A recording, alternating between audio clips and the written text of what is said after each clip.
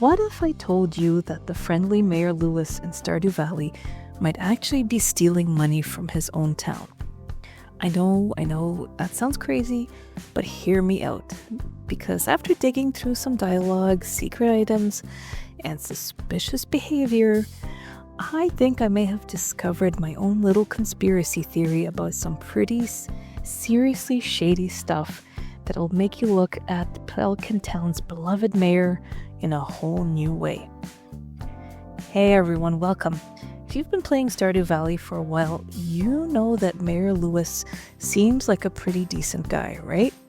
He welcomes you to town, organizes festivals, and even sends you money from the agricultural fund to help you with your farm. But what if all of that generosity is actually covering up something much darker?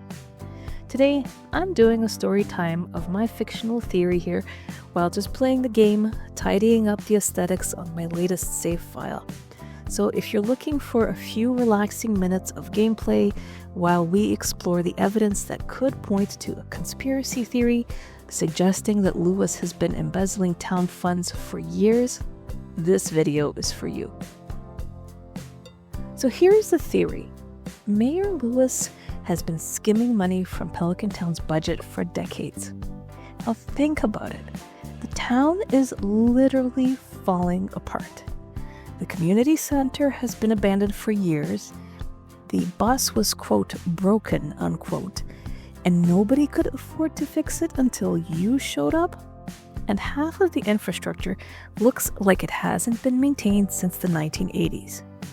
But somehow, Lewis has enough personal wealth to commission a solid gold statue of himself. Yeah, you heard that right, solid gold. We'll get to that in a minute. First, let's talk about his suspicious relationship with money and how I think he's been using Marnie to help cover his tracks. Warning, possible spoiler alerts ahead. Evidence number 1. The agricultural fund. Now, let's start with the most obvious red flag, the Stardew Valley Agricultural Fund. Lewis controls this fund and regularly sends you money from it, claiming it's to help you continue your good work. Sounds innocent enough, right? Wrong. And I know it's meant to help, do little bonuses along the game, to give you little surprises to help you play along. And it's Lewis's way of wanting to help you feel welcome in the community. But here's what's suspicious if you really think about it. Lewis has had complete control over these funds with zero oversight.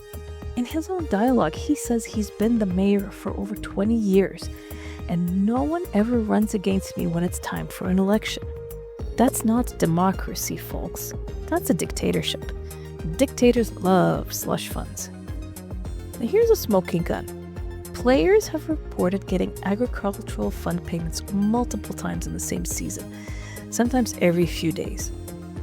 One player I saw on Reddit said that Lewis sent them 3,500 gold in just one spring alone. Well, that's just not normal for agricultural support. You wouldn't think that, you would be getting that amount of money, even as a beginning player. So it's either something's glitched in the system, or it's actually built in for Lewis desperately trying to buy your loyalty by throwing money at you. Think about it. If the town supposedly has so little money with basic infrastructure, and that infrastructure goes unfixed for years, how does Lewis have thousands of gold just sitting around in his agricultural fund? And why is he the only one with access to it? In any real town, that kind of funding would require approval and audits and so on. But not in Pelican Town, where Lewis has been running unopposed for 2 decades. So the agricultural fund isn't really supporting agriculture. Lewis's personal piggy bank, and he's just using it to create the illusion that he's this generous, helpful mayor when really he's just redistributing stolen money. Evidence number 2. Oh, and spoiler alert, this is talking about the golden statue. Now let's talk about the bigger piece of evidence, the solid gold statue. If you follow secret note number 19, you'll find a treasure hunt that leads you behind Mayor Lewis's house, where you discover a solid gold Lewis. Now let me repeat that. Solid gold. Do you know how much a life-size solid gold statue would cost? We're talking hundreds of thousands, maybe millions of dollars. Where did Lewis get that kind of money? His mayoral salary from a tiny farming town? I don't think so. But here's where it gets even more suspicious. If you place this statue anywhere Pelican Town, Lewis sends you an angry letter the next day with 750 gold and a message saying, "I'd appreciate it very much if you refrained from placing my private belongings in town for all to see. I'm very displeased." Private belongings? Man, that's a solid gold statue. He's so paranoid about people seeing it that he'll pay you 750 gold just to keep it quiet. It's not really the behavior of an innocent man. Somebody who knows they have something to hide. Now, the fact that this statue exists at all is proof that Lewis has access to way more money than any small town mayor should have. Screams guilty to me. Oh, and by the way, if you're enjoying this deep dive into Stardew Valley's dark secrets, make sure to hit that subscribe button because I've got a whole series coming up. I'm going to be talking about more of my own fan fiction, thinking about some of the shady stuff happening in our favorite little cozy town.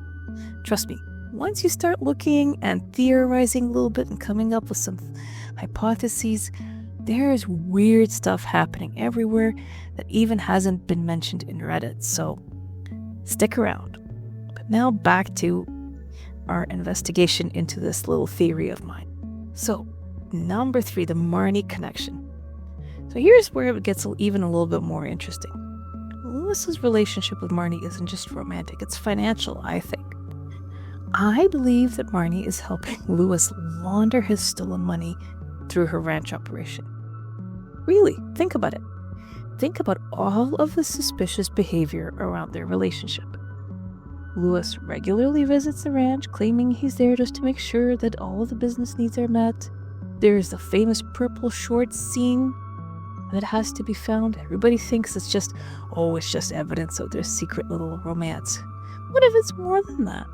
What if Lewis was there conducting business, not really being the partner, for Marnie in terms of a boyfriend? The shorts could be evidence of late night meetings where they were moving money around and then got into a little bit of hanky-panky afterwards. Here's another red flag. In their 6 Heart event, Lewis is terrified of their relationship becoming public because it would undermine his authority as mayor. But why would dating someone hurt his reputation? Unless their relationship isn't just romantic, unless it's a business partnership that would look like corruption if people found out. Marnie runs one of the few profitable businesses in town. She sells animals, supplies, and has a steady income stream. If Lewis needed to clean dirty money, partnering with someone who already has legitimate cash flow would be the perfect cover. Her ranch becomes a wonderful front for embezzling town funds. Now, let's talk about the city's neglect. It's really the biggest piece of evidence of Lewis's corruption. The state of the town itself. Now, really look at the town and think about it. If Lewis was actually doing his job as mayor instead of stealing money, why does everything look like it's falling apart? The community center, the heart of the town, has been abandoned and rotting for years. Lewis claims there's no money to fix it. But somehow, either you or Joja Corp can swoop in and renovate the whole thing overnight? So the money exists, it's just not being allocated properly. Next one is the bus service to the desert. It's been broken for years, and again, Lewis claims that there's no budget to fix it. But all it takes is you bringing in the right materials and suddenly Pam can drive again? A few engine parts, a little bit of gold, that's it? You're telling me that the town couldn't afford that for years and Pam had to stay unemployed this whole time? Same thing with the minecarts. The minecarts that could revolutionize transportation in the valley, abandoned. The bridge to the quarry, in disrepair. The greenhouse on your farm? Okay, granted, that was your grandfather's property, and it wasn't Lewis's responsibility, but still, I don't know. It just gets me the wrong way.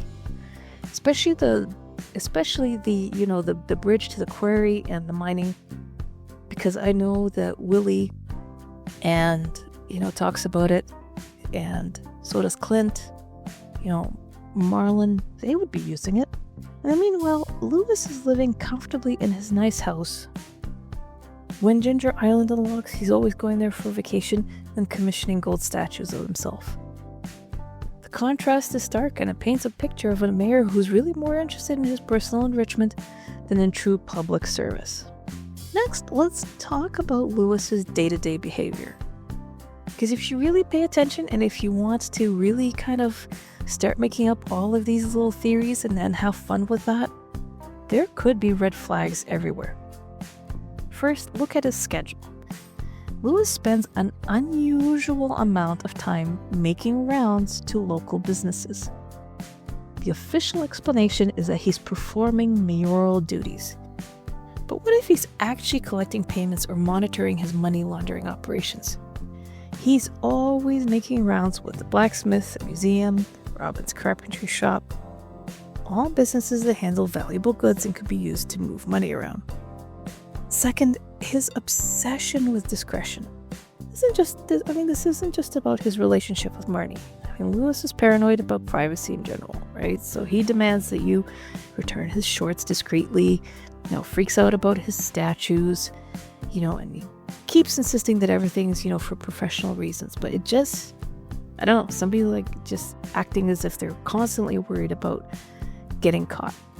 And then finally, and this one got me when I read this part of the dialogue.